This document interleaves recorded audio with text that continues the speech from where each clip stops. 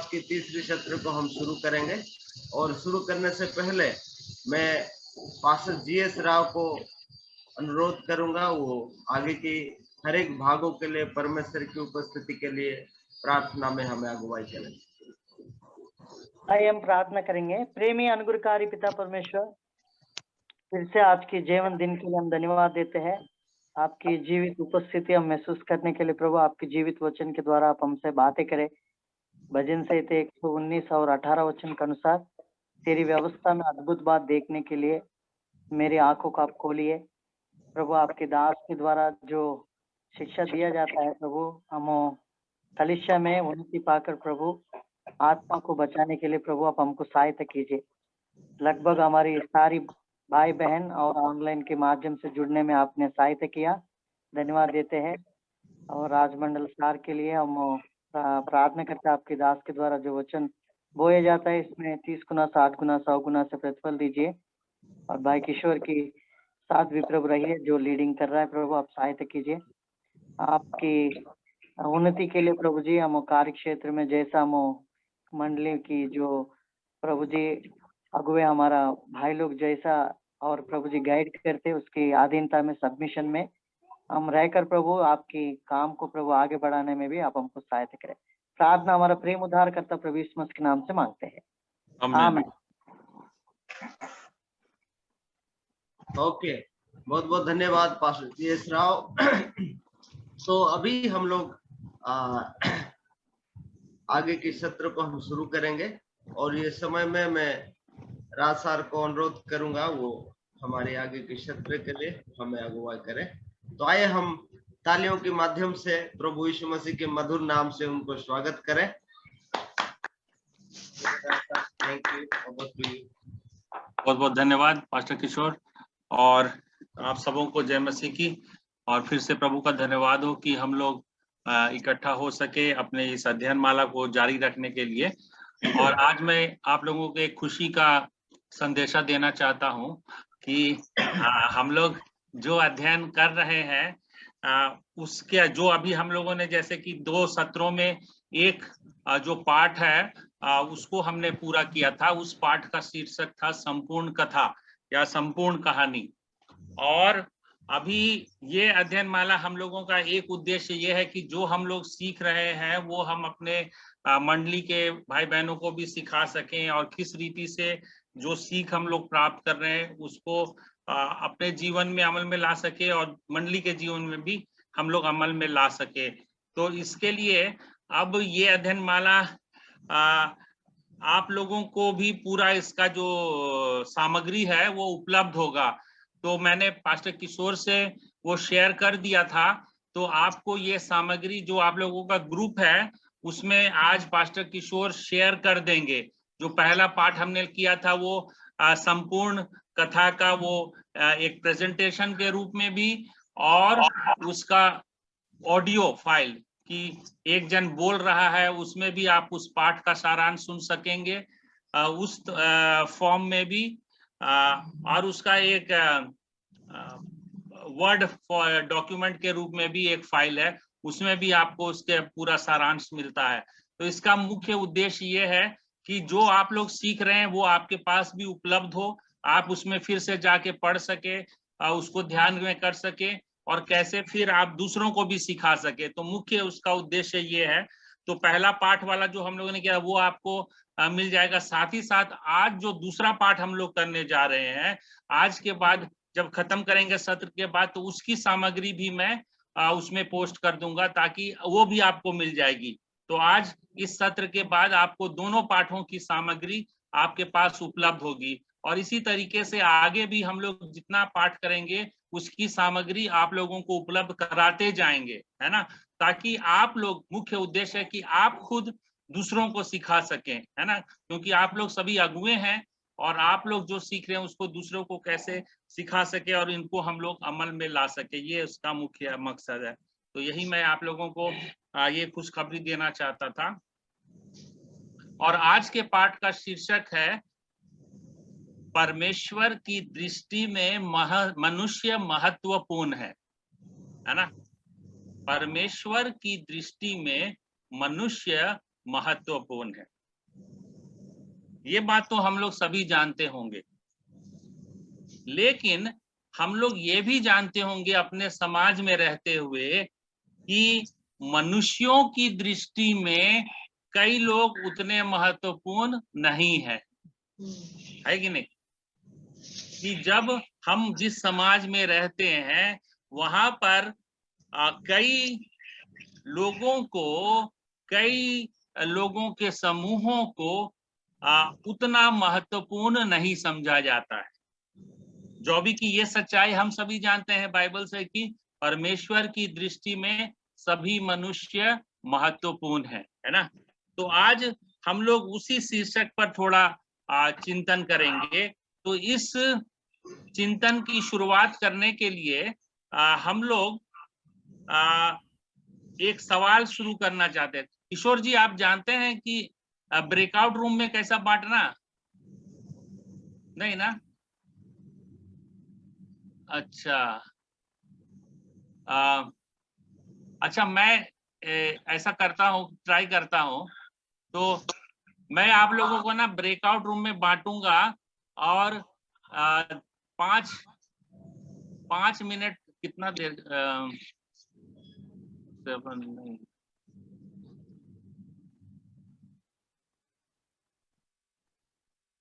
हम लोग कितने जन है? 9 जन है। हाँ, 9 जन। अच्छा,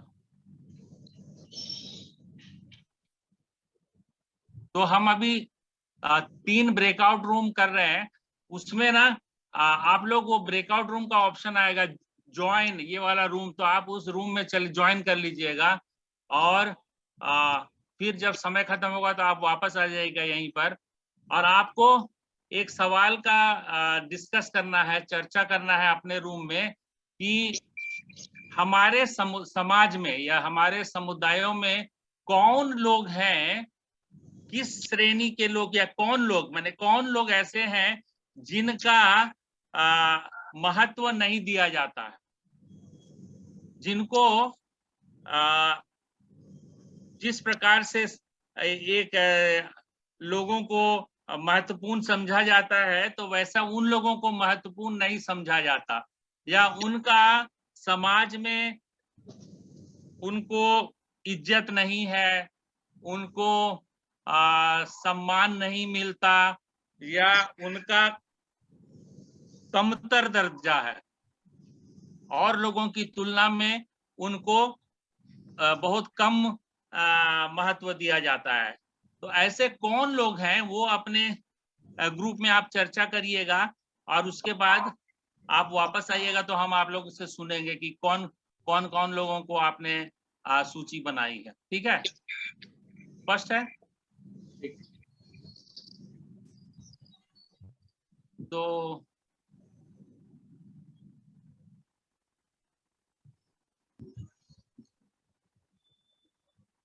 आप लोग पास आ रहा है रूम का सूची? हाँ, ये दिख रहा है। हाँ, ज्वाइन कर लीजिए।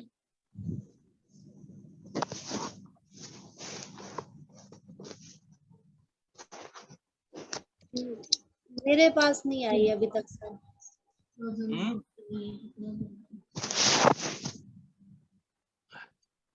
नहीं आई है? नहीं, रूम तो ओपन है, ज्वाइन कुछ आया नहीं? नहीं आया सर, बस ये आया कि एवरीवन ज्वाइन, मतलब ऑप्शन नहीं आया मेरे ज्वाइन होने का। ओहो,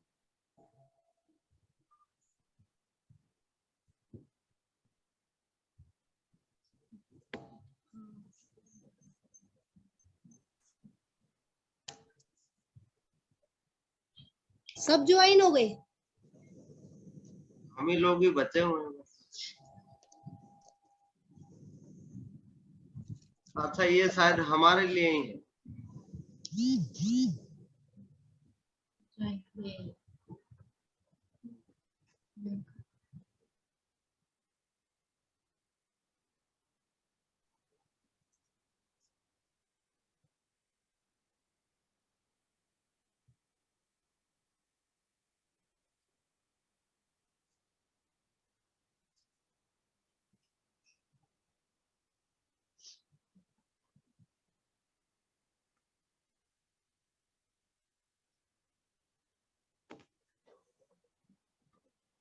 दीदी मुझे लग रहा है कि ज्वाइन हो गए होंगे ना, ये हमारा ग्रुप होगा सिस्टर जी, हाँ है ना? मुझे लग रहा है कि अब राज वाला सिस्टर आप और मैं, है ना?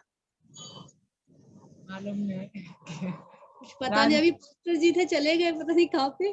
राज वाला तो लिखा हुआ है। हाँ राज वाला सिस्टर।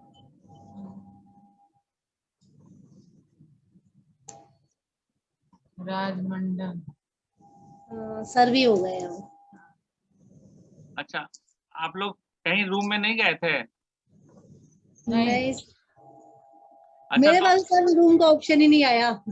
अच्छा तो ठीक है, आप लोग का यही रूम है, आप लोग इसमें चर्चा करिए, जो मैंने बताया वही चर्चा करिए, ठीक है?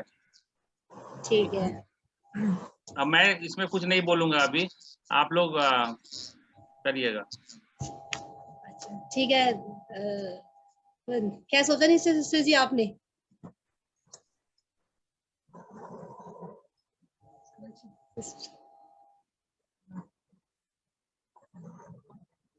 मेरे ख्याल से सवाल समझ गए ना सिस्टर सुषमा?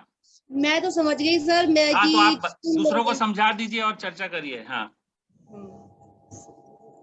सर दिखाए किसी ने और दिखाई नहीं दे रहे लेकिन सुन रहे होंगे वो लोग, ऑफ किए हुए वीडियो, तो आप बात करिए उनसे। तो हमारे समाज में किन लोगों को दर्जा नहीं दिया था, सबसे नीचा माना जाता, तो मेरे ख्याल से नीच जाति के आज भी हमारे देश में ऐसे हैं कि जो नीच जाति को जो दर्जा नहीं दिया था, और भी कई लोग हैं ऐसे कि जो फिजिकली कमजोर हैं और फाइनेंशियल जो है वो उसमें कमजोर है, उनको भी दर्जा मेरे ख्याल से कम ही दिया जाता है। मेरे ख्याल से तो ये है। निशा सिस्टर जी आप बताओ, आपका कहना है? आप उसको ऑन करिए निशा जी, आपका जो माइक है ऑन करो। हाँ बोलिए।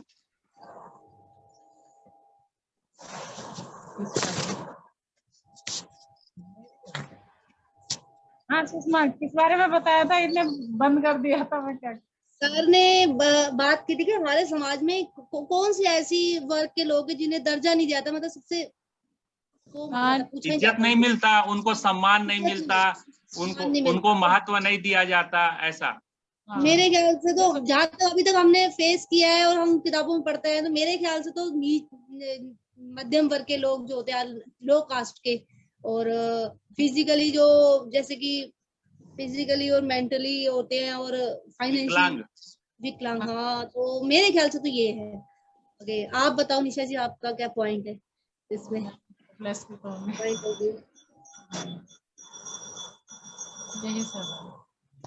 यही सब है। और ये सिस्टर राजबाला जी आप सुन रहे हो? हाँ सुन रहे हो।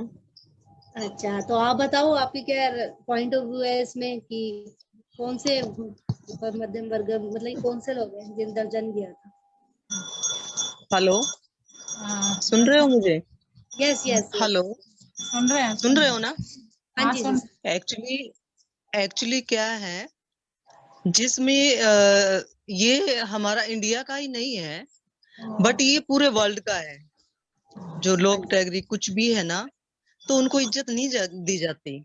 ये इंडिया का ही नहीं है मैटर, ये पूरे ही संसार का है। क्योंकि मैंने ये देखा जाना है, क्योंकि जो फिजिकली नहीं, मानसिक, मतलब किसी भी उससे जो कमजोर है ना, अब फॉर एग्जाम्पल जैसे किसी रिच फैमिली में कोई ऐसा है, जैसे आप दोनों ने पहले बोला कि जैसे फिजिकली जो है उनको, फॉर एग्जाम्पल किसी रिच फैमिली में कोई फिजिकली ऐसा है तो उसको इज्जत मिलेगा, यू नो।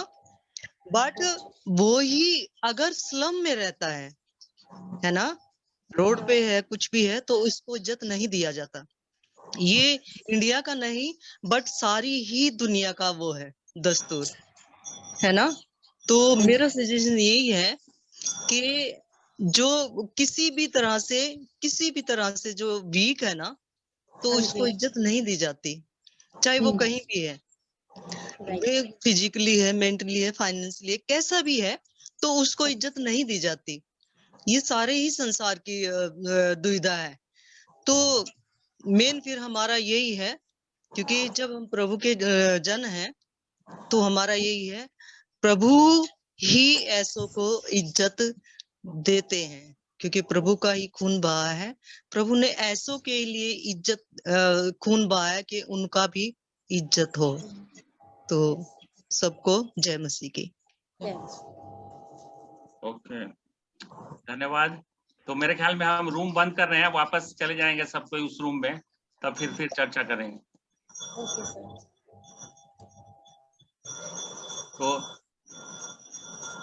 60 सेकंड है, और सिस्टर राजबाला ने अच्छा बताया, लेकिन आपने बताया कि जहां भी वीक है, चाहे जिस तरीके से भी वीक लोग हैं, उनको इज्जत नहीं मिलता। तो अच्छा होता कि आप बताते और कि कौन कौन है ऐसे लोग हैं जो वीक हैं हमारे समाज में, कौन लोग हैं जो इस तरह से आपने जो बताया वो वीक है, वो किसी भी कास्ट के हो सकते हैं, क्योंकि जरूरी नहीं है। जैसे मैंने शुरू में सुना 2 सिस्टर्स से नीच जाति, नो, वो किसी भी कास्ट के हों, क्योंकि ये मैंने रिसर्च किया है।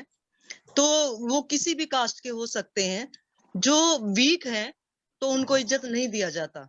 मैंने लो कैटेगरी से लेके हाई फाई से सबसे प्रभु ने मुझे मिलाया है। तो मेरा मानना यही है कि वो किसी भी लोकेलिटी के हो, इससे कोई फर्क नहीं पड़ता, नीच ये उससे नहीं फर्क पड़ता। बट जो वीक है तो उनको इज्जत नहीं दी जाती, चाहे वो कोई भी हो। अच्छा, चलिए, धन्यवाद। हाँ, और जब आपने ये शुरू किया है तो जितना हमसे बन पड़ेगा, मेरा सजेशन है, जितना हमसे कास्ट को हमें नहीं लेना, तो जितना भी हो सकेगा हम उनका हेल्प करें, तो इज्जत दिला। अच्छा, धन्यवाद। तो आशा है हर एक ग्रुप में हम लोगों ने चर्चा की होगी। तो अब आप लोग हर एक ग्रुप से एक जन जो भी लीडर हैं वो बता सकते हैं कि आपके ग्रुप में आप लोगों ने किन लोगों की सूची बनाई जिन लोग को समाज में इज्जत नहीं है। सर सबसे पहले मैं अन्य पिछड़ा वर्ग जो बोला जाता है, जो अन्य पिछड़ा वर्ग ये होता है बैकवर्ड में, उनकी जो उनको नहीं दिया जाता है इज्जत, परंतु उसमें संसार रीति से जॉब भी ज्यादा उन्हीं के ना, SC ST कोटा में, तो उनको अच्छा नौकरी प्रबंध तो करते हैं, परंतु जब समूह में किसी से भी हम मिलते हैं तो उनकी वही नजर से देखा जाता है। अन्य पिछड़ा वर्ग में आदिवासी लोग है, बेरोजगार वाले, घर जिसको नहीं है। हम दिल्ली में भी कई कई झुग्गी में हम जाते हैं, झुग्गी झोपड़ी के वर्ग, उनको भी कई बार वो लोकालिटी के बाद उसको किनारा किया जाता है। किन्नर लोग भी एक समूह है सर, किन्नर लोग हो, उनके बीच में भी नंगली डायरी में मुझे एक रिसेंटली एक भाई से राज करके एक, मतलब वो किन्नर है, और उनसे बात किए तो उनकी कोई भी समाज है, उनकी जो सिचुएशन उसमें अगर को बाहर आना चाहते हैं तो पहले उनसे परमिशन लेना होता है, कुछ भी चीजों से वो उसके खिलाफ में बात करना है तो उनके सारे समूह होंगे तभी वो लड़ सकते हैं। किन्नर लोग है, बंजारा लोग करके जो रहता है, जो रेड लाइट में कुछ कुछ पेन्स बेचते हैं, ऐसी लोग है, उसको भी किनारा किया जाता है। अनपढ़ लोग जैसा उनको व्यवहार करते हैं। तो ये जो लिस्ट है हमारा ग्रुप से हमको मिला है सर। बहुत अच्छा आप लोगों ने कई ऐसे समूहों का आपने चिन्हित किया है जिनको समाज में मान प्राप्त नहीं है ना, कई कारणों से उनको समाज में महत्व नहीं दिया जाता, दरकिनार कर दिया जाता, ऐसा आपने बताया। बहुत अच्छा। दूसरा समूह, दूसरा ग्रुप से कोई बताइए। किशोर जी, आपके ग्रुप में? हाँ, लखनदर भाई हमारे ग्रुप में लीडर है, तो लखनदर भाई पेश करेंगे। हाँ सर, मेरा भी यही सवाल है। सबसे मेन इम्पोर्टेंट मैं जो रखा वो मेन फ्रंट पर यही रखा कि जो लोग गरीबी की मार झेल रहे हैं, तो उन लोगों को समाज के स्तर पर सबसे ज्यादा मेरे को लगता है कि जो गरीबी की चपेट में उन्हें सबसे ज्यादा बेइज्जत महसूस होना पड़ता है। लोग उनसे बातचीत करना पसंद नहीं करते। दरिद्रता उनका जीवन में ये बहुत गंभीर है, मैं ये मानता हूँ। तो दूसरा अनपढ़ भी है, और मानो जिन लोगों को शिक्षा का स्तर बहुत अच्छी से नहीं मिला तो लोगों ने उनको भी इग्नोर कर दिया और उन्हें एक सामाजिक स्तर पर जिसके वो वास्तव में हकदार थे उनको लोगों ने दर्जा नहीं दिया। तो उसमें कुछ लोग ऐसे भी हो जाते हैं, जैसे बहुत लोगों को बड़बड़ाने की और बकबक बहुत ज्यादा बोलने की आदत होती है, वो बहुत ज्यादा मानो अपने ही बारे में ज्यादातर लोगों को बोलते हैं, वो दूसरों का कुछ सुनते भी नहीं। और ऐसे ज्यादा बोलने वाले लोगों से भी लोग पसंद नहीं करते, कुछ उसमें अहंकारी मनुष्य भी हो जाते हैं। और तो ऐसे मानो अलग अलग कैटेगरी में बहुत सारे लोग हैं। फिर उसके अलावा मैंने सर को बताया कि हमारा ये पूरा मानो जो संसार है पहले वर्णों में बांट दिया, उसके बाद वर्गों में बांट दिया। तो मुझे बड़ा अफसोस होता है कि 7000 कुछ वर्गों में बांट दिया तो लोगों ने जातिगत मतलब व्यक्तिगत मामलों में भी लोगों को जातिगत रूप से देखा, उसकी जाति अच्छी नहीं है तो उसको इग्नोर कर दिया, अपने बराबर बैठाने के काबिल नहीं समझा। तो ऐसे बहुत सारे अहम मुद्दे हैं जिससे लोगों ने उनको एक उपहास या उन्हें अपनी बराबरी का नाम समझते हुए उनको एक प्रकार से बेइज्जत किया। ओके, बहुत अच्छा, धन्यवाद। और तीसरा ग्रुप सिस्टर सुषमा, आपका ग्रुप वाला बता दीजिए। ओके सर हमारे तो आपने सुन लिया था, तब भी मैं एक बार नहीं, बाकी लोगों के लिए। हाँ जी। तो हम हमारे तीनों को यही तरह सिस्टर राजबाला जी ने सबसे अच्छा बताया, मतलब कि एक्सप्लेन पूरा उससे किया कि क्या कहते हैं मतलब कि हर जगह में जैसे कि अमीर होते हैं उनमें नहीं, तो गरीब में गरीब मतलब जो गरीब लोग हैं उनमें भी ऐसे कि भेदभाव देखा जाता है, बहुत पैसों के मामले में भी हो गया। और एक चीज मैं अपने पॉइंट ऑफ व्यू से कहना चाहूंगी, मैंने जैसे कास्ट है हमारे यहाँ, कास्ट में भी बहुत देखा है मैंने भेदभाव कि ये मुस्लिम है इसका नहीं खाना, ये इस कास्ट का इससे घर नहीं जाना, ये हमारे समाज में आज भी चलता आ रहा है। तो ये भी पॉइंट मतलब ये है। आपने एक और बोला था, वो विकलांगता का भी बोला था ना? हाँ, विकलांग फिजिकली, जैसे कि हाँ विकलांगता का भी मतलब कि फिजिकली अगर वो मेंटली मतलब कि शिक्षा दर में भी और फिजिकली भी होगा तो उनको कोई नहीं पूछता, मेरे हिसाब से तो नहीं पूछता। तो फिजिकली और मेंटली अच्छा है तो माइंड तो फिर लोग पूछते हैं, तो उनको भी साइड में इतना दर्जा नहीं दिया। ओके, बहुत अच्छा। सो धन्यवाद आप सबों का। चूंकि हमारे पास समय कम था इसलिए हम ज्यादा चर्चा नहीं कर पाए, लेकिन आप सब लोगों ने जो समूह चिन्हित किए हैं वो निश्चित रूप से हम सभी इससे वाकिफ हैं। अलग अलग पृष्ठभूमि की वजह से, जैसा आपने बताया, एक तो जो आर्थिक तौर पर गरीब है वो सबसे ज्यादा मार खाता है हर जगह, उसको सम्मान नहीं मिलता, उसको कोई भी कदर नहीं करता है ना। तो आर्थिक रूप से जो कमजोर हैं, या आप लोगों ने बताया कई जो जातिगत प्रथा है जो हमारे देश में, उसकी वजह से जिनको निचली जाति समझा जाता तो उनकी कोई पूछ नहीं है, उनकी कद्र नहीं है। उसी रीति से आपने बताया कि कुछ समुदाय हैं जैसे किन्नर समुदाय, या कुछ ऐसे जो आपने बताया कि विकलांगता जिनके साथ है किसी प्रकार की, चाहे शारीरिक या मानसिक तौर पर, तो उनको भी इस प्रकार से सम्मान नहीं मिलता।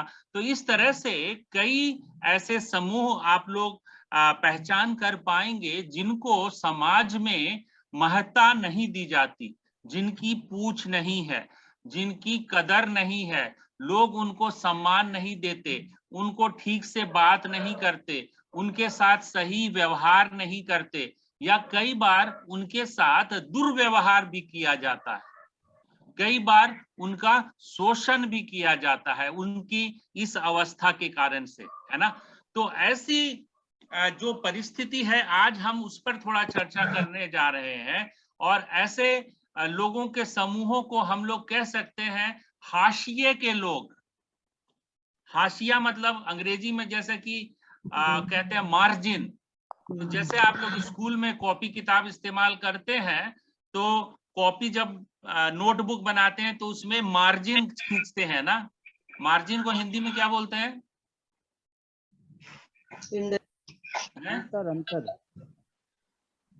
हाशिया, जैसे कि बाईं तरफ में कॉपी में एक ऐसा लाइन खींचते हैं ना, इंडेक्स है? इंडेक्स नहीं, इंडेक्स नहीं, जैसे कि डिफरेंस बाएं तरफ उसको मार्जिन ही बोलते हैं। और कंपेयर करना नहीं, कंपेयर नहीं। अरे जब कोई भी आप स्कूल में नोटबुक, आजकल तो ऐसी मार्जिन बनाई आता है, उसमें मार्जिन के बाएं तरफ में कोई लिखते नहीं है ना, जो लिखते हैं वो दाहिनी तरफ लिखते हैं। टाइम हाँ, और बाईं तरफ में ज्यादा से ज्यादा तो अंक लिखिएगा, उधर 1 2 नंबर वगैरह लिख दीजिएगा, है ना। तो उसी को कहते हैं हाशिया। तो समय- मार्जिन, कॉलम, पंथ, समय तालिका। नहीं समय तालिका नहीं है। आप वो मैं आपको दिखा के बता कॉलम कहते हैं, कॉलम मिनट। कॉलम। किनारा, हाँ किनारा कॉलम। ये कुछ तो जैसे ये एक पेज हुआ ना, ये एक सादा पेज है, यार अंतर बोल सकते हैं, अंतर। अंतर नहीं है, मैं बता रहा हूँ आपको, रुक जाइए। अच्छी होगा। शायद वो इंडेक्स लिखा हुआ है सर। टैक्स ही होता है। टैक्स ही होता है। अब देखिए, ये मैंने मार्जिन खींच दिया ना, स्केल से खींचते तो सीधा खींचाता, है ना। जैसा स्केल है यहाँ पर, मैं स्केल से खींच के बता रहा हूँ। प्रांत बनाना,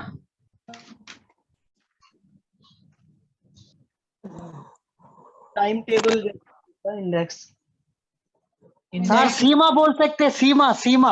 हाँ, तो ये जैसे मैंने स्केल से खींच दिया ना मार्जिन। अब जो आप लिखिएगा, जो भी मान लीजिए आपको गाय पे एक लेख लिखना है, तो आप कहाँ से लिखना शुरू करिएगा? यहाँ पर लिखिएगा ना, गाय एक पालतू, जो भी ऐसा लिखिएगा। तो यहाँ ऐसा ऐसा लिखिएगा, इस मार्जिन के इधर नहीं लिखते हैं, है ना। ये इसी को तो इसी को कह रहे हैं हाशिए के लोग। मतलब हमारा समाज में भी हम लोग एक तरह से ऐसा एक मार्जिन खींच देते हैं, समझ रहे हैं। और कुछ लोग जिनको आपने अभी चिन्हित किया, बताया, वो मुख्य समाज के अंग नहीं है, वो इस तरफ है, हाशिए के लोग, समझ रहे हैं। वो दरकिनार कर दिए जाते, सीमा रेखा। समझ गए, किनारे कर दिए जाते। जब शादी ब्याह का आपके यहाँ चल रहा है उत्सव, और सबको खाना के लिए मेज पर आप उनको बैठा के खिला रहे हैं, ऐसे लोग कहाँ हैं? बाहर। अभी नहीं, बाद में आना, जब खा लेगा सब तब आना, समझ रहे। ऐसे लोग जिनको मुख्य समाज में, जिसको हम कहते हैं समाज की मुख्य धारा में हम सम्मिलित नहीं करते, वे हैं हाशिए के लोग, जिसको हम कहते हैं marginalised people, people of the margins, है ना। जो किनारे के, जैसे गांव में आप लोग जाइएगा तो गांव में उनका घर मुख्य गांव में नहीं रहेगा, उनका घर जो भी है वो कहाँ रहेगा? गांव के किनारे, सीमा रेखा हाँ, सीमा रेखा के बाहर, गांव की परिधि के बाहर। गांव का कुआं में वो पानी नहीं भर सकते, उनके लिए अलग, समझ रहे हैं। तो ऐसे ही जैसा आपने बताया, हम लोग जो आप लोगों ने ग्रुप बताया वो सही है, आपने बताया अलग अलग कारणों से वो सम्मिलित नहीं किए जाते, वो उनको दोयम दर्जा समाज में दिया जाता। लेकिन आज का पाठ जो हम लोग सीख रहे हैं, मैं आपसे शेयर स्क्रीन करता हूं, उसके बाद हम चर्चा करेंगे।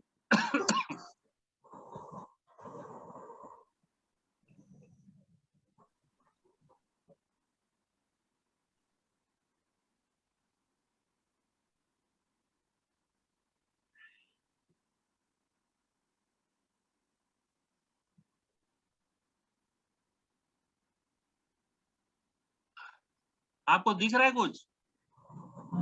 जी सर। ये परमेश्वर के लिए मनुष्य महत्वपूर्ण है, ये दिख रहा है ना? हाँ जी हाँ जी। अच्छा, तो आज का जो शीर्षक यही था, ये हमारे लिए महत्वपूर्ण है। जब हमने चर्चा की कि हमारे समाज में कुछ लोगों के, मनुष्य के कुछ वर्गों को हम लोग महत्वपूर्ण नहीं समझते, लेकिन परमेश्वर का वचन क्या कहता है, जैसा हम लोग सभी जानते हैं उत्पत्ति 1:27 में, कि परमेश्वर ने मनुष्य को अपने स्वरूप के अनुसार उत्पन्न किया, अपने ही स्वरूप के अनुसार परमेश्वर ने उनको उत्पन्न किया, नर और नारी करके उसने मनुष्यों की सृष्टि की। तो अभी आप लोगों ने चर्चा की, उन लोगों को परमेश्वर ने अपने स्वरूप के अनुसार बनाया है कि नहीं बनाया है? बनाया है सर। बनाया है ना। यस। तो वो जितने लोग के आपने अपने ग्रुप में चर्चा की, जिनका बात आपने किया, वो लोग भी परमेश्वर के स्वरूप में सृजे गए हैं, है ना। यस। और वे लोग भी नर और नारी करके सृजे गए हैं, लेकिन फिर भी उनको समाज में महत्व क्यों नहीं है फिर? क्योंकि अगर वे परमेश्वर के स्वरूप में, स्वरूप मतलब होता है समान की समानता में, है ना, तो ऐसा किसी और के विषय में नहीं कहा गया, सृष्टि के और किसी के बारे में नहीं कहा गया कि वे परमेश्वर की समानता में सृजे गए, लेकिन मनुष्यों के विषय में ऐसा कहा गया है। लेकिन फिर भी हमारे समाज में मनुष्यों की कई ऐसी श्रेणियां हैं जिनको मनुष्य के रूप में सम्मान नहीं मिलता, है ना। ये बात हम सभी लोगों ने स्वीकार की है अपने अपने अनुभव से। तो हम लोग कुछ उदाहरण देखेंगे और फिर आगे चर्चा करेंगे। मुख्य विचार आज के इस पाठ का है कि इस पाठ में हम यह समझना चाहते हैं कि सभी लोग परमेश्वर के स्वरूप में बने हैं और उसके लिए मूल्यवान हैं। मूल्यवान माने they are valued, they are of value, उनका एक मोल है परमेश्वर की दृष्टि में, उनकी एक कीमत है। हमें हर किसी के साथ, यहाँ तक कि उनके साथ भी जिनके साथ आम तौर पर दुर्व्यवहार किया जाता है, परमेश्वर की अनमोल रचना के रूप में व्यवहार करने की आवश्यकता है ना। तो ये हम सब लोगों के लिए मसीह के अनुयायी होने के लिए ये हमारे लिए बहुत जरूरी है कि जब हम उत्पत्ति ग्रंथ में लिखी हुई इस सच्चाई को मानते हैं कि हम मनुष्य परमेश्वर की समानता में सृजे गए, तब हम लोगों को हमारे समाज में जिन लोगों के साथ समान व्यवहार नहीं किया जाता, हम लोगों को उन लोगों के साथ जिनके साथ किसी प्रकार का दुर्व्यवहार किया जाता है, तो हम लोग अगर इस परमेश्वर की सच्चाई पर भरोसा करते हैं, विश्वास करते हैं, तो हमें ऐसे व्यवहार करने से बचना चाहिए। और किस रीति से हम जब मसीह को जानते हैं तो हर एक मनुष्य को, चाहे वो किसी भी अवस्था में, चाहे वो किसी जाति का हो, चाहे वो किसी भी गरीबी में हो, चाहे वो किसी प्रकार की विकलांगता में हो, स्थिति में हो, हम सबों को इसलिए उनके साथ सम्मान पूर्वक व्यवहार करने की आवश्यकता है क्योंकि वे परमेश्वर की समानता में सृजे गए हैं और इसके लिए उनकी एक अपनी गरिमा है ना। गरिमा जिसे कहते हैं dignity, value, because they are created in the image of god. So आज के हमारे इस पाठ का ये मुख्य विचार है। और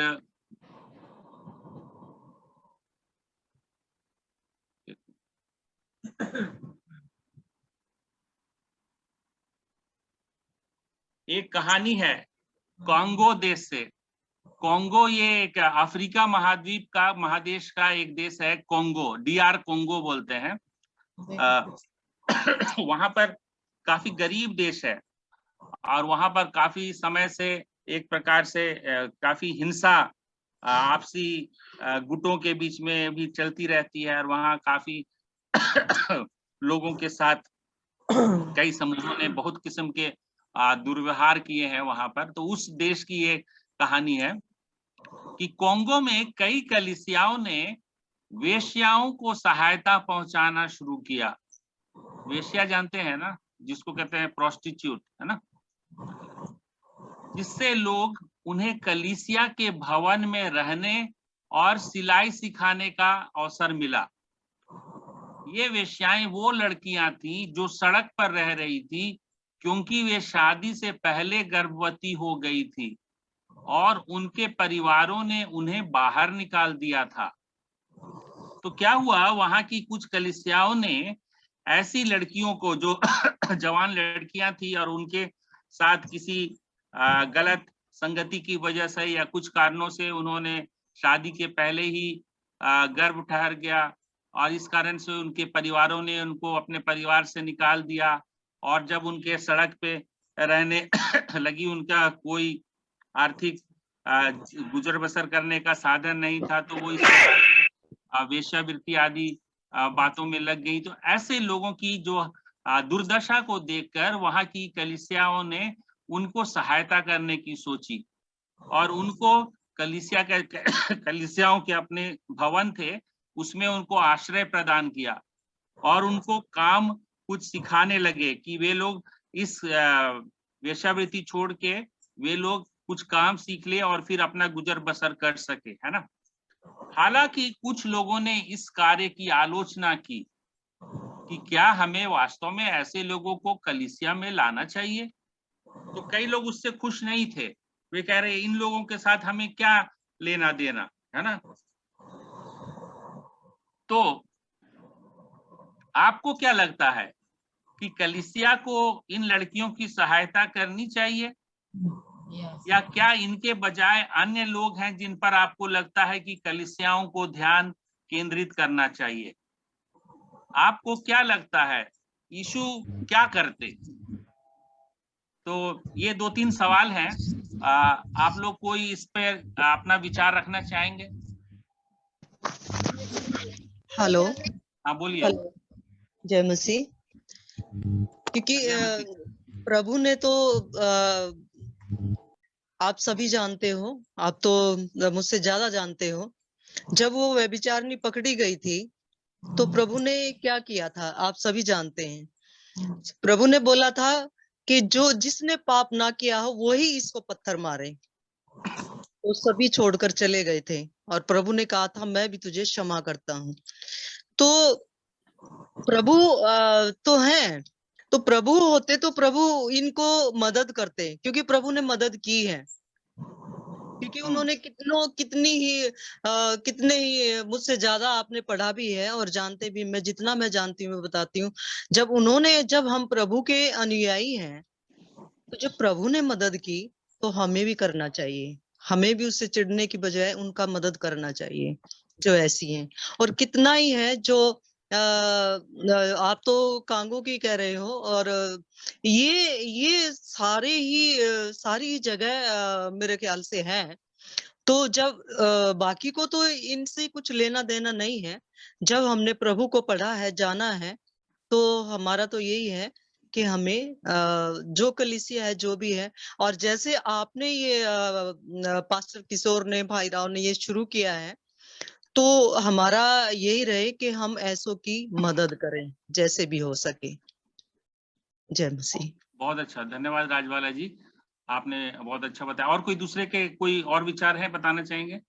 आप क्या सोचते हैं?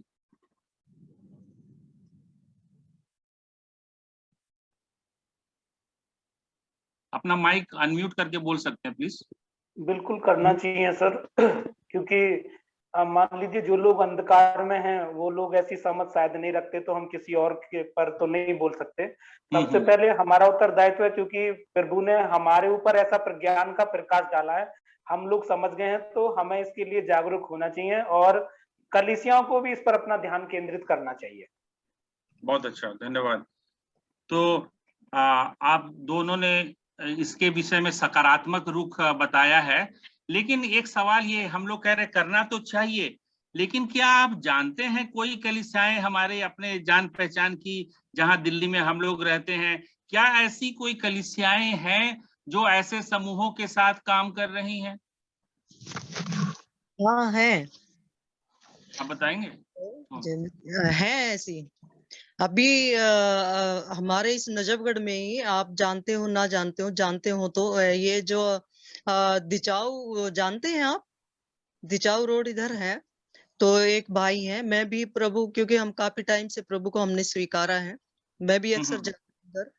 तो वो भाई है, वो ऐसे ही लोगों की जो रोड पे भी, क्योंकि कितने ही एक बार प्रभु ने मुझे भी मौका दिया था, एक बुजुर्ग लेडीज थी, तो वो इधर उधर भटकती थी और उसको मैं उधर माउंट कार्मेल से लेके आई थी। पुलिस भी उसको भगा देती थी, पार्क में भी उसको सोने का नहीं था, और बड़ी दुर्दशा थी उसकी। तो मैं उधर सुसमाचार देती थी, तो किसी ने बताया कि ये लेडी है, आप इसके पास जाइए, ये मेन तो प्रभु है, क्षमा करें मुझे, मैं अपना बता रही हूँ। तो उस लेडी को बताया गया कि आप इसके पास चले जाइए और ये आपको सही जगह छोड़ेगी। तो उसको मैं नजफगढ़ में जो है भाई है हमारे एक, वो चलाते हैं, काफी पुराना है वो। तो उधर ऐसी लेडीजों को और जो प्रेग्नेंट लेडीज भी उन्होंने उनको रखा है ला ला के, जिन्होंने रोड पे छोड़ दिया। तो ऐसी संस्था है वो उधर, उनका अपना काफी लोग हैं, बच्चे हैं अच्छा। पैदा होते ही जो छोड़ दिए जाते हैं, तो उनको मसीह हैं वो, तो उनको पालन पोषण करते, पढ़ा भी रहे हैं, काफी मतलब बुजुर्ग भी हैं, ओल्ड एज भी हैं, मतलब हर कैटेगरी के लोग उधर हैं। तो वो रखते हैं, ये दिचाऊ रोड पे है। और मेरा ये है कि आपके पास ऐसे कोई हो तो प्लीज आप मुझे बताएं, मैं उधर उनको छोड़ दूंगी। अच्छा, बहुत अच्छा। आप प्रेम धाम के बारे में बात कर रहे हैं। आर के मसीह भाई है। आर के मसीह। अच्छा, तो बहुत अच्छा। तो इस प्रकार की सेवका चल रही है, तो ये संस्था के द्वारा है। मेरा सवाल था कि क्या कलीसिया के रूप में, नहीं, क्योंकि वो एक संस्था चला रहे हैं और संस्था में इस प्रकार से काम करे, मसीह भाई है, बहुत अच्छा, लेकिन एक क्या कलीसिया के रूप में ऐसा कहीं पर आप लोग सुने हैं? कलीसिया भी चला रहे हैं, शुरू से तो उनका कलीसिया ही था। अच्छा अच्छा, कलीसिया के साथ साथ उन्होंने फिर ये भी शुरू करा, मेन तो प्रभु है करवाने वाले। अच्छा अच्छा, तो ये तो बहुत अच्छी बात है तब तो। क्योंकि स्टार्टिंग में तो वो मसीह थे, तो कलीसिया ही उन्होंने स्टार्ट किया था। और फिर धीरे धीरे थोड़े थोड़े बच्चे होने के बाद होते होते ऐसे ही अब काफी बड़ा उधर प्रभु ने उनका बना रखा है।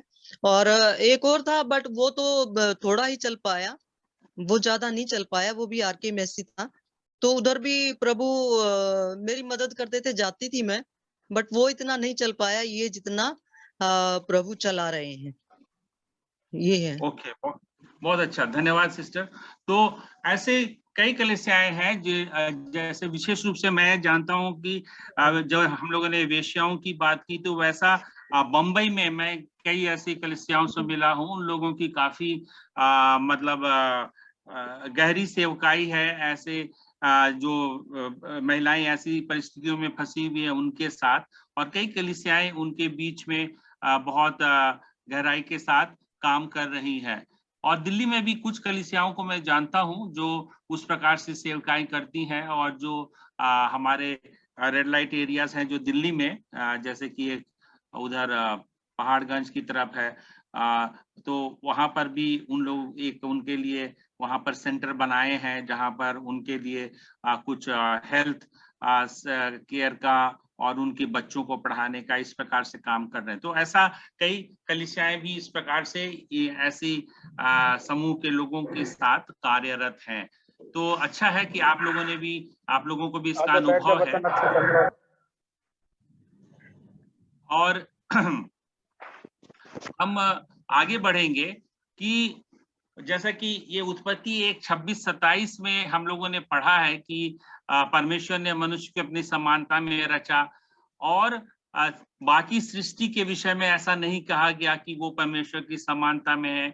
इसलिए परमेश्वर की समानता में जब मनुष्य रचे गए हैं, तो कौन सी ऐसी विशेषताएं हैं परमेश्वर की जो परमेश्वर के गुण और स्वभाव में पाई जाती है, जो मनुष्य में भी पाई जाती है।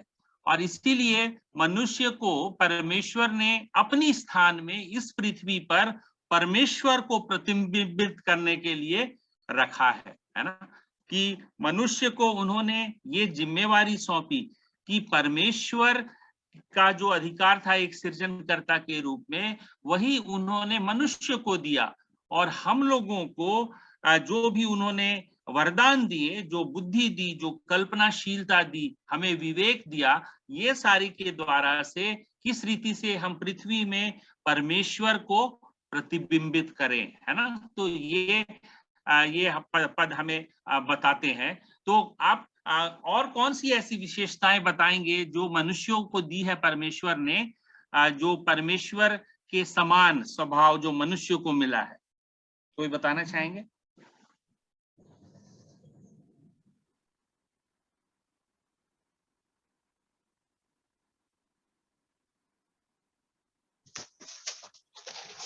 हेलो।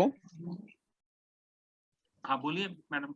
हाँ जब हम सभी जानते कि प्रभु ने मनुष्य को अपनी समानता में बनाया, बट मनुष्य ने जब पाप किया तो पाप की वजह से ये सारी ही गंदगी हो रही है ना।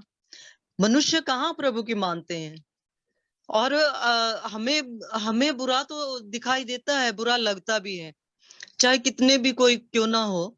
प्रभु को जानने के बाद भी वो सही तरीके से नहीं करते ना, जो मतलब सिखाना चाहिए, जैसे भेड़ों को चराना चाहिए। तो कुछ लोगों की वजह से भी इतना मिसगाइड, भवन होने के बाद भी मिसगाइड होते हैं ना लोग। और छोटों की तो छोड़िए आप, ऐसे भी हैं पार्शलिटी जिसमें होती है जो कि नहीं होनी चाहिए। और उसी मेन वजह यही है, गिरने की मेन वजह यही है। जैसे स्टार्टिंग में आपने जो क्वेश्चन किया था कि भी इज्जत नहीं पा रहे हैं, तो इज्जत पाने का और बड़ा ही नम्र होना पड़ता है जब किसी को भी हमें स्टैंड करना है, तो जो कि लोग नहीं हो पा रहे हैं। कोई कितना भी ये कहता हो कि हाँ भाई मैं ये हूँ वो हूँ, बट जब तक प्रैक्टिकल नहीं हो तो वो नहीं दिखाई देता, और प्रैक्टिकल होगा तो ही दिखाई देगा। और असमानता समानता तभी बराबर हो सकती है, जो कि बड़ा ही मुश्किल सा है, बट इजी भी हो सकता है अगर कोई भी थोड़ा सा अपने आप को हम्बल करे तो। मेन प्रभु ने हमें सौंपा है, तो कोई भी परफेक्ट नहीं है, बट होना चाहे तो हो भी सकते हैं। अब जैसे आपने ये शुरुआत की, इतने सारे हैं, आपने भाई पास्टर किशोर ने शुरुआत की, भाई राव ने इस चीज में मतलब आगे आने का किया कि भी हाँ हम करेंगे। तो ऐसे ऐसे सभी अगर करना चाहे, जब प्रभु की आज्ञाएं इतना कठिन नहीं है, कोई माने तो असमानता खत्म हो सकती है, बट उसके लिए हम्बलनेस जरूरी है। और उसी से ही क्योंकि प्रभु इतना दीन बने, इतना वो होने के बाद भी इस पृथ्वी पर आकर उन्होंने वर्क भी किया। और प्रभु ने बोला कि जो मैंने करके तुम्हें दिखाया है नमूना, तुम भी उसी के अनुसार करना। तो प्रभु ने इतना हम्बल हुए कि सृष्टिकर्ता होने के बाद भी उन्होंने चेलों के पैर धोए। तो हम तो इतने हम्बल नहीं है ना। तो मेन तो यही है कि ठीक है, भवन है, कलीसिया है, बट कलीसिया के तरीके से हो तो पॉसिबल है, क्योंकि प्रभु की आज्ञाओं पे कोई नहीं चलता। अगर चलेंगे तो पॉसिबल हो सकता है। और प्रभु ने हमें सौंपा है। मत्ती 28 में प्रभु ने बोला है कि तुम जाओ और सब लोगों को सुसमाचार सुनाओ और चेला बनाओ। तो कितना हो रहा है? जितना होगा, ज्यादा होगा, उतना ही हम कर पाएंगे। और इसमें मेन है नम्र होना। जो प्रभु की आज्ञा एक भी माने तो हो सकता है। तो फिर गरीब अमीर का तो, क्योंकि कोई भी हो, सभी का है ये, पार्शलिटी होती है, वो ना हो तो सही हो सकता है। और उसके लिए अगर हम सब ने ये अगर उठाया है इस तरीके का, और प्रभु हमारी मदद करे कि क्योंकि हमने पढ़ा है कि नम्र नहीं कुटिलों को भी हमें सहना होता है। तो इसलिए मेन हमारा है कि जो भी अगुवे हैं कलीसिया के, मेन है अगुवे। क्योंकि प्रभु ने बोला था पतरस को, मेरी भेड़ों को चरा। तो इसी तरह के अगुवे अगर खड़े होंगे, मेन कलीसिया नहीं है, मेन अगुवे हैं। कलीसिया भी तो तभी चलेगी ना जब अगुवे चलाएंगे। जब किसी, अब आप हैं, आप हमें क्वेश्चन दे रहे हैं और जैसा हमें आंसर आ रहा है दे रहे हैं, बट वो परफेक्ट तो नहीं है। हो सकता है मैं जितना मैं आंसर दे रही हूँ उसमें कमी हो, तो उसको आप पूरी करेंगे, क्यों, आप अगुवे हो। तो मेरा तो यही है। अच्छा ठीक है सिस्टर, बहुत बहुत धन्यवाद। आप बहुत विस्तार में बताई। मेरा सवाल थोड़ा सरल था। मैं पूछ रहा था कि परमेश्वर की कौन सी विशेषताएं हमें प्राप्त है। जैसा आपने बहुत सही बताया कि हम सब पतन अवस्था में, पाप की वजह से हम सब पतित अवस्था में हैं, लेकिन फिर भी परमेश्वर की विशेषता हम में से पूरी रीति से समाप्त नहीं हो गई। पतन में भी परमेश्वर के गुण हमारे में अभी भी मौजूद हैं। तो ऐसे कौन से कुछ गुण दूसरे कोई व्यक्ति बता सकते हैं कि कौन से गुण परमेश्वर की चरित्र की विशेषताएं हम में, मनुष्य होने के कारण हम में मौजूद हैं? वही मैं पूछ रहा था। जिन्होंने अभी तक नहीं बोला कोई, वो बताना चाहेंगे प्लीज। हाँ, परमेश्वर दयालु है और हम लोग भी दया करते हैं, और जैसे परमेश्वर दूसरों की मतलब जरूरतें पूरी करते थे, हम भी यही सोचते हैं कि हम भी दूसरों के लिए कुछ करें। हमसे जितना बन पड़ता हम सोचते हैं हम वैसा ही करें, क्योंकि प्रभु कहता था, मैं चेलों से बोला था जैसे मैं करता हूँ तुम भी वैसे ही किया करो। तो इसी वजह से हम भी यही सोचते हैं जिसकी हम जितनी मदद कर सके, क्योंकि प्रभु हर किसी की सहायता करने वाला था। हम भी सोचते हैं कि हमसे भी जितनी सहायता बन पड़े हम वैसे ही करें, और हम बहुत भी अच्छा, दिन बने रहे प्रभु की तरह, और धन्यवाद। सब करने वाले बहुत हैं। अच्छे सिस्टर आपने बताया, जैसे आपने 2 गुण बताए, परमेश्वर की दयालुता और उसका करुणा का स्वभाव। तो आपने बहुत सही बताया कि ये स्वभाव परमेश्वर ने हमको भी दिया है, और हम पूर्ण रीति से परमेश्वर के सदृश दया नहीं दिखा सकते, लेकिन जितना हमसे संभव हो हमको भी वो दयालुता और करुणा दूसरों पर दिखानी है। तो आपने बहुत अच्छा बताया। तो हमारे पास चूंकि समय कम है, हम चाह रहे हैं कि 1 घंटा तो हो गया, लेकिन थोड़ी हम लोग देर में शुरू किया था, 10 मिनट में हम समाप्त करना चाहेंगे। एक पद है जिसको आप लोग सब पढ़े होंगे, भजन 139 13 से 16, है ना। ये पद आपको याद होगा कि भजन का लिखने वाला लिखता है कि हम किस रीति से परमेश्वर ने जब हम माता के गर्भ में ही थे और कितने अद्भुत तरीके से हमें रचा है ना। तो जब हम लोग मनुष्यों के महत्व के बारे में चर्चा कर रहे हैं, तो इस बात को जाने कि हरेक मनुष्य, चाहे वो किसी भी अवस्था में है, परमेश्वर ने हमें, हम सब को हमारी माता के गर्भ में बहुत ही अद्भुत और भयानक तरीके से रचा है, जैसे भजन 139 13 से 16 में लिखा है ना। और परमेश्वर ने हमारे जीवन के सभी दिन अपने जीवन की पुस्तक में लिख रखा है। तो हम यूं ही अस्तित्व में नहीं आ गए, लेकिन परमेश्वर ने हम में से हरेक जन को बड़ी ही योजना के अनुसार इस पृथ्वी पर लाया है और हमें रचा है ना। तो इस सच्चाई को हम लोग जानते हैं। और एक पद है जो यूहन्ना का 3:16, उसको भी आप लोग सब लोग जानते हैं, सबको कंठस्थ होगा कि परमेश्वर ने जगत से ऐसा प्रेम किया कि उसने अपना एकलौता पुत्र दे दिया, ताकि जो कोई उस पर विश्वास करे वह नाश ना हो परंतु अनंत जीवन पाए। तो आप लोग इस पद के द्वारा से भी इस बात को जानते हैं कि परमेश्वर हमसे कितना प्रेम किया। हम उस समय कोई भली अवस्था में नहीं थे, हम भी पापमय दशा में ही थे, लेकिन फिर भी उस पाप में माफ करिएगा, उस पापमय दशा में भी परमेश्वर हमको इतना महत्वपूर्ण समझा कि उसने अपने इकलौते पुत्र को हमारे लिए भेजा कि वो हमारे लिए कुर्बानी दे, है ना। तो परमेश्वर जानता है, सोचता है हमारे बारे में कि हम अविश्वसनीय रूप से मूल्यवान हैं, और केवल उन लोगों के लिए नहीं जिन्हें प्यार करना आसान है, बल्कि सभी के लिए, है ना। तो ये जो कुछ मुख्य वचन है जो परमेश्वर के, इन सबों को हम लोग बहुत बार सुने हैं, सभी लोग जानते हैं इन सबों को। तो इनसे हम लोग क्या सीखते हैं कि सभी लोग महत्वपूर्ण हैं। हम में से प्रत्येक को सावधानी पूर्वक बनाया गया है, और वो हम सब की इतनी परवाह करता है कि अपने बेटे को हमारे लिए मरने भेजा। तो जब हम लोगों ने जैसे चर्चा की उस कांगो की कलीसिया के बारे में, या आप लोगों ने भी बताया हमारे दिल्ली में भी कई ऐसी कलीसियाएं हैं जो इस प्रकार से ऐसे लोगों की सहायता कर रही है, तो इससे हम लोग ये प्रश्न पर आते हैं कि हमें दूसरों के साथ कैसा व्यवहार करना चाहिए, है ना। अगर परमेश्वर को हमारी इतनी परवाह है तो हमें दूसरे इंसानों के साथ कैसा व्यवहार करना चाहिए। तो इसी के लिए जो हम लोगों ने शुरू में चर्चा शुरू की थी कि क्या हमारे समुदाय में ऐसे लोग हैं जिन्हें दूसरों की तुलना में कम मूल्यवान माना जाता है। आप सभी लोगों ने उस चर्चा में हिस्सा लिया और बताया, हाँ हमारे समुदाय में ऐसे कई लोग हैं जिनको दूसरों की तुलना में कम मूल्यवान समझा जाता है। तो उसके बाद सवाल आता है, क्या हम उन लोगों के साथ ऐसा व्यवहार करते हैं जैसे वे परमेश्वर की अनमोल रचना है? क्यों या क्यों नहीं?